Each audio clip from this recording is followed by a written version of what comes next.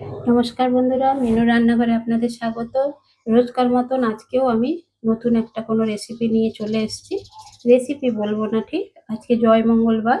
আজকে ফলাহার করে নেব। আজকে আমি যে ফলাহারটা করব সেটাই আপনাদের দেখাবার জন্য নিয়ে এসেছি। আপনারা কে কে এইভাবে ফলাহার করে নেন সেটা কমেন্ট করে জানাবেন। জয় মঙ্গলবারের দিন যে খাবারটা খাওয়া হয় আমাদের আমাদের পুজো টুজো করে ব্রত কথা পড়ে যে ফলাহারটা করি সেটা একটু অন্যভাবে করে নিতে হয় আমাদের। সেটা অনেকেরই নিয়ম আছে। কারা কারা এই নিয়মে ফলাহার করে আপনারা জানাবেন।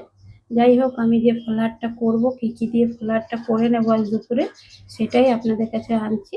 চলুন আমরা দেখে নিই কী কী দিয়ে আমি ফলাহারটা করে নেব। আমি নিয়ে নিয়েছি আম, কলা, খই, চিড়ে, মুরকি আর বাতাসা।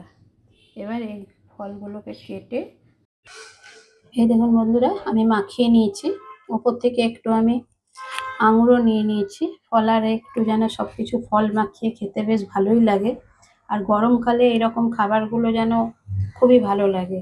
ভাত ভাত ভাত ডাল মাছ মাংস এগুলো তো একদমই মনে হয় না খাই। যাই হোক, এটা মাখিয়ে কেমন লাগে এবার আমি এটাকে খেয়ে আপনাদের বলছি।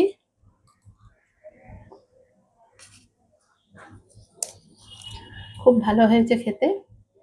আপনারা হয়তো সবাই এই আজকের দিনে করে খান, তবু আমি আমার মতন করে করে দেখালাম। একবার খেয়ে দেখবে কেমন লাগে। নমস্কার।